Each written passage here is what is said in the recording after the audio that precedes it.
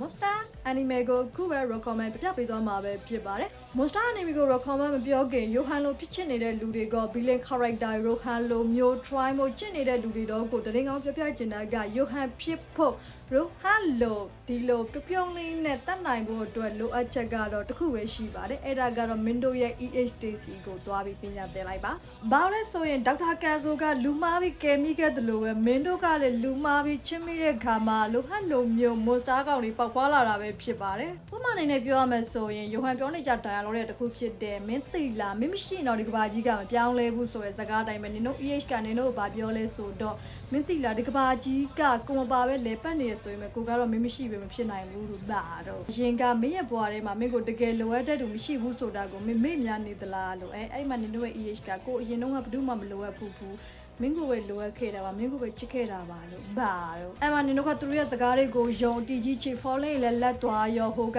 ပြင်းတော့ညီငွေလာပြီဆိုတော့နင်တို့ကိုဖြတ်ကြရောဖြတ်တဲ့ချိန်မှာလုံးဝသူတို့ကလိုဟန် move 100% လိုဟန်ဖောင်းပြောင်းသွားတဲ့ခါမှာအဲ့မှာသူတို့ကဘာစကားတွေဆက်ပြောလဲဆိုတော့မင်းငါနဲ့တွဲနေလို့ကြိုးရနေသည်မရှိဘူးလို့မင်းဘာလုပ်နေလဲဆိုတာငါသိပါတယ်လို့မင်းခံစားနေရတာတွေငါသိပါတယ်လို့မင်းပြီးတော့မင်းရှောင်းမဲ့လမ်းကိုမင်းကိုယ်တိုင်ဆုံးဖြတ်ပြီးပြီဆိုတာငါသိတယ်လို့မင်းဘေးလန်းရွေးမယ်ဆိုတာငါစောင့်ကြည့်နေတယ်လို့ပါလို့အိုးချစ်ကိုခုတုံးလုပ်ပြီးနင်တို့ကတက်ခံနေရတယ် monster ကားလို့အဲ့ကြောင့် monster anime ကိုမကြည့်နဲ့ကိုဘွားနဲ့ကို EHD ကိုပဲ like ကြည့်နင်တို့အပညာ auto တက်တယ် okay တော်သေးတာကအမှုသေးတာနဲ့ကြီးတာပဲကွာဒါပေမဲ့ monster series ထဲမှာကျတော့သူက crime ပုံစံပေါက်သွားပေမဲ့ဒါပေမဲ့သူ့ရဲ့အမှန်တကယ် main point ကကျတော့ serial killer design မျိုးတော့ဒါပေမဲ့ serial killer ပြောပေမဲ့သူက psychological pure battle ပုံစံမျိုးကိုပို့ပြီးအောင်သွားပါသေးတယ်ပြောရရင်သွေးတစ်စက်တောင်လက်မှမစွန့်မနဲ့နင်တို့ရဲ့ EHD လို့အပြုံးချိုချိုလေးနဲ့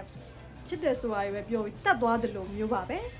ပြောရရင်အဲ့ဒီ series ကိုကိုယ့်ရဲ့ EH ကို beauty site နဲ့နင်တို့စောင့်ကြည့်ခဲ့တယ်လို့ပဲဒီ monster anime series ကိုလည်းအဲ့ဒီ villain character Rohan ပြောတာတွေရဲ့စကားလုံးတစ်လုံးချင်းစီကိုတတိချာချာနဲ့လေးလာပြီးမှတ်သားပြီးတော့စောင့်ကြည့်စေချင်ပါတယ်ပြောရရင်တကယ်ကိုလုံးဝကိုနှစ်သာရပြေသွားတဲ့ anime series တစ်ခုပါပြီးတော့သူ့ရဲ့ဇလန်းပုံစံကရှေ့ကပြောခဲ့တယ်လို့ပဲဒေါက်တာကလူမှားပြီးကယ်မိရာကနေပြီးတော့သူ့မှာ reward တခွင်ပြက်ပြက်စီအောင်ကိုရှောက်ပြီးကိုလူတက်ရတဲ့အထိကိုဖြစ်သွားတာပါဒေါက်တာဆိုတဲ့မျိုးကတော့သူကလူနာကိုကယ်ရစမြဲပါပဲဒါပေမဲ့လူမားကယ်မိတဲ့ခါမှာလုံးဝကိုငါးပါးမှောက်တာပါပဲမင်းတို့လိုလူမချင်းမိတယ်လို့ပေါ့အဲ့ဒီမှာအဲ့ဒီဒေါက်တာရူရော့ကိုတွားအဲ့ဒီသူ